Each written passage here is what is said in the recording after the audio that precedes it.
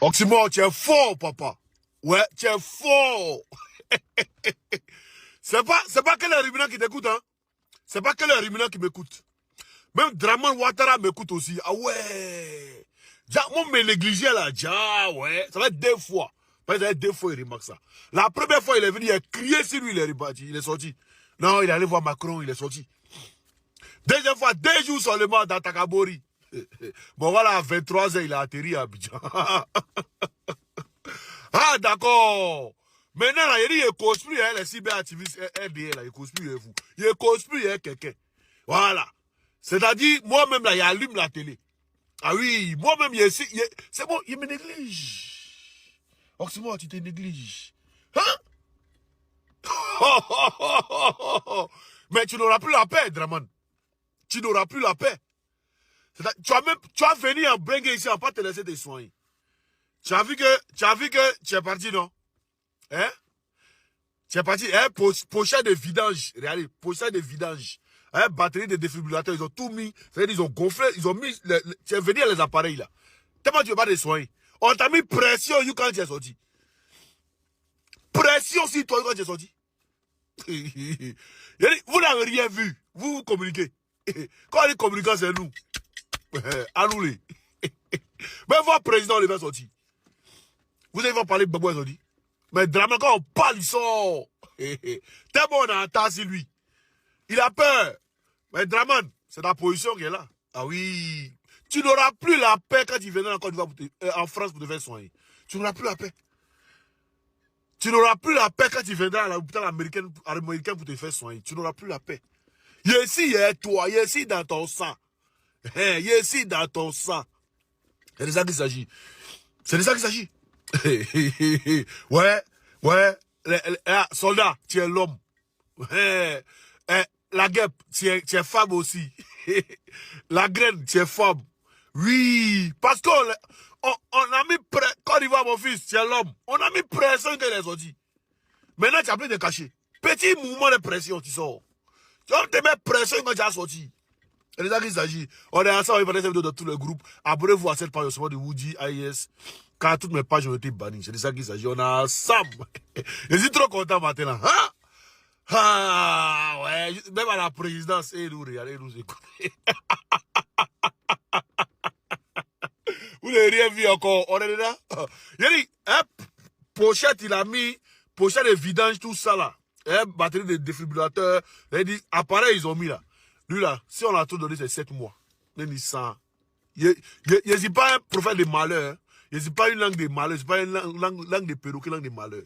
Mais lui là, s'il a trop fait, c'est 7 mois. La mère a mis pression sur Amadou Gon Coulibaly là. C'est quoi mettre pression sur lui? Dans Amadou Gon Coulibaly a venu en France et puis il n'a pas pu se faire soigner là. Vous avez mis pression sur lui, il est venu encore depuis la Djala. C'est comment mettre pression sur toi? Viens en France encore. Tu vas pas croire. Parlez de la vidéo famille, on est ensemble, c'est Choyoko. Ils y font, ouais. Les ruminants, vous avez parlé, vous n'avez pas écouté, non? Je vous ai parlé, vous n'avez pas écouté. Famille, parlez cette vidéo dans tous les groupes. Parlez cette vidéo dans tous les groupes. Si tu n'es pas encore abonné, abonne-toi. Quand c'est la nouvelle page d'Oxymore qui est là. Toutes les pages ont été bannies. C'est ma nouvelle page qui est là. Voilà, Oxymore de Woody AIS. Ça chauffe pas. Et si la photo de profil même, c'est la photo de l'AIS qui est dessus. Mais il a dit, les ruminants. Moi, Oxymore, il a parlé. Il a dit, non. Le président Ado, il est fort. Il va bien. Il est quoi. Ah. Mais comme je vous l'ai dit, mon gars là, ils ont mis pochette. Il est venu à son appareil. Parce qu'on devait le faire venir, l'armée a commencé à faire un coup. Mais cette photo qu'on a fait sortir là, ils ne savent pas où on a fait sortir cette photo là. Ils sont dans le logiciel de IA. Ça passe ça. Famille, ça peut t'avoir cette vidéo depuis hier tout à l'heure. Regardez bien cette vidéo, le président ne se porte. Je vous ai dit. Seulement parce qu'on a remué les pouvoirs. On a tapé là où ça fait mal, on va sortir. Si les gars là, ils étaient couchés, ça n'allait pas, ça va pas. Mais ils ont mis le mouvement pour qu'ils sortent. Pour venir, genre, essayer. Si cette vidéo, en tout cas, si cette vidéo là est vraie, si toutes ces photos, tout ce qu'ils ont fait hier là, si c'est avéré, hein, qu'il est vraiment en Côte d'Ivoire, mais on attend les mercredis, on les voit au Conseil des ministres. C'est un truc où, hein, c'est en direct. Hein, voir si le Laoubé n'est pas là. On attend. Mais le gars n'arrive pas à marcher. You can tient sa main, ses pieds, comme il marche, il déboîte. Il dit, lui là, 7 mois c'est trop, ça. 7 mois, c'est trop pour lui. Je m'en enlève les mains. Mercedes, ouvre le store, dis-toi, ouvrant. J'ai chaud. Je m'en enlève les mains. Je m'en enlève les mains, ça vous rate. Ça vient vers vous. Et on est pressé. Si nous seulement les petits communicants, on a pu faire trembler un pouvoir à Abidjan, c'est qu'on est, on est fort. Mais les ruminants, vous savez vers vous. Vous avez tout compris. C'est pourquoi vous avez commencé à faire vos profils, faux profils, coin. Mais vous pressez pas. On est ensemble, on est pressé dans tout le groupe. Biaga. Vous avez tout fait pour donner 10 ans de prison au jeune, au monsieur qu'on appelle le Russe. Juste parce qu'il a fait une vidéo pour dire qu'il est dans son propre pays, un Libanais ne peut pas crier sur lui. Vous avez tout fait pour donner 10 ans de prison. Mais c'est pas à vous que j'en veux. Ça semble africain, oui. Celui qui monte sur les panels pour dire aux gens non que si d'autres Ivoiriens sortent encore pour marcher, qui menacent les Ivoiriens. Même Sam l'Africain qui s'en même sur le père de Tchesco pour aller menacer le père de Tchesco, le sultan. C'est vrai, Tchesco, il faisait des trucs bizarres que nous on les regardait. Mais faut pas penser que toi, tu sors de l'auberge. Tu es même chaud comme tes frères. Et priez Dieu que Draman reste toujours au pouvoir. Ça, il te le dit ouvertement. Hein. Pas il te fait passer pour celui qui allait, grâce à son témoin, Gbagbo a été libéré. Non. Toi-même, là, tu es allé en tant que témoin à charge. C'est-à-dire tu es allé pour allumer le président Gbagbo. Quand tu es arrivé, ça t'a confondu. C'est tout. Tu as été confondu devant le président Gbagbo, c'est tout. Tu n'as pas pleuré, tu as été confondu. Sinon, tu es allé là. Ta mission, là, c'était d'aller mettre le président Gbagbo dans le problème. C'était ta mission. Tu es allé comme témoin à charge. Tu n'es pas allé comme témoin à décharge. Ça, il faut que les Ivoiriens retiennent bien ça. Mais ce que tu es rentré dedans, toi et moi, on courit dedans. On courit dedans. Faut pas il a pris 10 ans, non? Il a pris 10 ans. Mais sachez une chose. Même le président Gbagbo ne pourra pas te sauver. Dans le moment où tu es rentré, il t'a envoyé un message pour dire qu'il faut que tu es dans ça. Mais tu es resté dans le moment où tu vas aussi parler, pour aller crier. C'est toi qui as donné le porte-parole de tous les Libanais, non? C'est que tu es rentré dedans, le président Gbagbo ne pourra pas te sauver de ça. Tu es l'ami du président Gbagbo, nous, ce n'est pas nos amis. Ce n'est pas notre ami. Le président Gbagbo ne pourra pas te sauver de ça. Si le jeune là, il ne sort pas, il faut dire que c'est toi qui vas assumer tout. Je te le dis ouvertement. Cette histoire-là, si cette histoire-là seulement de ce jeune-là, il ne connaît pas Draman, c'est toi, Sam l'Africain, c'est toi qui connais. C'est toi, Sam l'Africain, il connaît. Une simple question qu'on vous a posée. Un Français peut dire ça en Côte d'Ivoire, et puis on dit oui, il a raison. Parce qu'on vient dans les pays, on a des droits, ils nous donnent les papiers, on peut se nationaliser et tout. Est-ce qu'au Liban, un noir, donnez-moi le nom d'un seul noir qui a été nationalisé libanais. Donnez-moi le nom d'un seul noir qui a pu avoir des maisons. Donnez-moi le nom d'un seul noir au Liban. Vous êtes comme les Argentins. Mais vous inquiétez pas. Vous êtes même chaud comme Israël. Ça, vous, aux yeux d'Israël, en train de vous bombarder vos pays sales de merde. Là. Mais vous inquiétez même pas. Prie Dieu que Draman reste au pouvoir jusqu'à 200 ans après. Priez Dieu. C'est tout ce qu'il peut vous dire. On est ensemble après, ça veut notre groupe. Aujourd'hui, on se pose la question des capacités militaires et notamment des missiles balistiques iraniens. Comment Téhéran fait aujourd'hui pour renouveler ses stocks? On le sait, ils ont envoyé un nombre considérable de missiles. Ils continuent d'envoyer des missiles sur Israël et dans les pays du Golfe. Quand on regarde donc effectivement cette capacité à résister visiblement des Iraniens, ces images de propagande, mais qui donc certes sont de la propagande, mais montrent à quel point les Iraniens se sont préparés en enfouissant une partie de leurs moyens. Quand on prend la grandeur, la taille de ce pays, sa topographie, on imagine que aller chercher jusqu'au dernier des lanceurs, jusqu'au dernier des missiles, c'est une tâche absolument gigantesque. Oui, on parlait des tunnels que les Iraniens cachent leurs armes. Ils vont pas les mettre sur une colline pour qu'on puisse attaquer facilement. Et c'est une technique très ancienne. Israël est entré dans le conflit actuel avec des capacités limitées d'intercepteurs après en avoir utilisé un nombre important lors des affrontements de l'été dernier, lors de la guerre des 12 jours. Général Dominique Delors, si je comprends bien, quand on regarde un petit peu tout ça, on est presque en droit de se demander si aujourd'hui, ce n'est pas l'Iran qui a l'avantage sur le terrain. Je répète, les Perses ont lancé leur programme de missiles dès la fin des années 80 et le début des années 90. Cela fait plus de 35 ans. Beaucoup ici n'étaient même pas encore nés. Depuis, ils n'ont jamais cessé d'accumuler et de perfectionner leur stock. Aujourd'hui, l'Iran est avant tout une puissance de missiles et de drones. Il ne dispose ni d'une aviation réellement dominante, ni d'une marine de premier rang, ni d'une force blindée décisive. Son véritable levier stratégique, ce sont ses missiles, ses drones, c'est la symétrie. Le pays développe environ 15 à 20 modèles et variantes de missiles balistiques et de croisière, y compris des systèmes anti-navires, et ont produit simultanément plus d'une dizaine depuis plus de 10 ans. La vraie question reste donc, combien d'unités de chaque modèle sont produites chaque année? Et surtout, combien sont réellement stockées? Si l'on se fie aux déclarations de Trump, à certains journalistes français et aux images relayées par les médias occidentaux, la baisse des tirs iraniens s'expliquerait par la destruction ou l'enfouissement des silos et des rampes de lancement lors des frappes de la coalition. Très bien, bravo. Mais rappelons un fait.